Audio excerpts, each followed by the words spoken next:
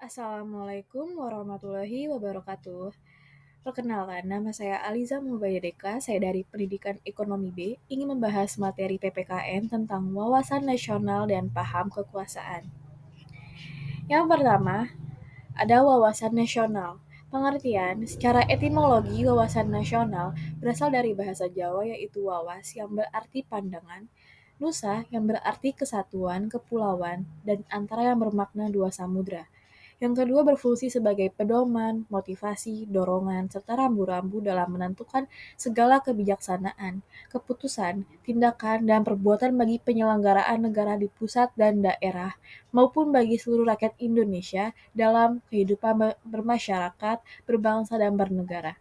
Tiga, tujuannya yaitu mewujudkan nasionalisme yang tinggi dari segala aspek kehidupan rakyat Indonesia yang mengutamakan kepentingan nasional daripada kepentingan perorangan, kelompok, golongan, suku bangsa, atau daerah.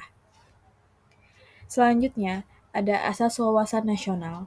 Yang pertama ada asas solidaritas, yaitu perasaan emosional dan moral yang terbentuk pada hubungan antar individu atau kelompok berdasarkan rasa saling percaya, kesamaan tujuan dan cita-cita, adanya kesetiakawanan dan rasa sepenanggungan.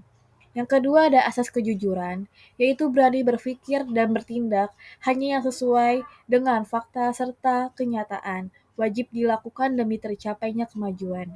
Yang ketiga ada asas kesamaan tujuan, yaitu mempunyai tujuan serta kepentingan yang sama. Sebagai contoh, di masa kemerdekaan saat semua rakyat Indonesia melakukan berjuang bersama-sama mengusir para penjajah. Yang keempat ada asas keadilan, yaitu seluruh elemen masyarakat mempunyai hak yang sama dalam mendapatkan keadilan dan mewujudkan tujuan serta cita-cita nasional, tidak boleh merugikan pihak tertentu maupun mengutamakan kepentingan kelompok atau golongan sendiri. 5. Asas kerjasama. Kerjasama serta koordinasi tersebut dapat dilaksanakan atas dasar kesetaraan agar terciptanya efektivitas dalam mencapai tujuan bersama. Selanjutnya ada implementasi wawasan nasional, yang pertama di bidang pertahanan keamanan, yang kedua di bidang politik, yang ketiga di bidang ekonomi dan sosial.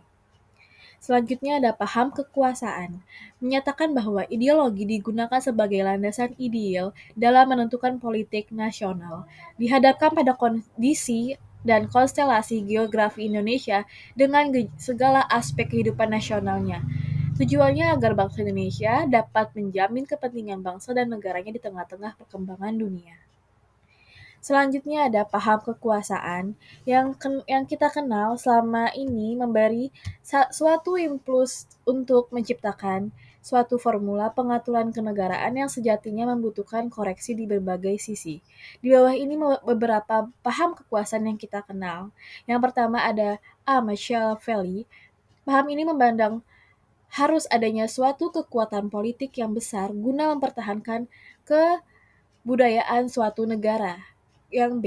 Kaisar Napoleon Bonaparte. Napoleon merupakan penganut paham Machiavelli. Dia menambahkan bahwasanya untuk mempertahankan suatu negara diperlukan dukungan penuh dari kondisi sosial budaya berupa penciptaan ilmu pengetahuan dan teknologi. Yang C. Feuerbach dan Hegel.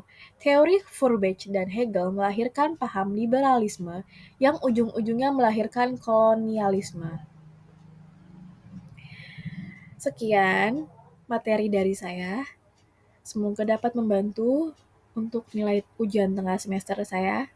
Kurang lebihnya mohon maaf. Wabillahi taufiq wal hidayah. Wassalamualaikum warahmatullahi wabarakatuh.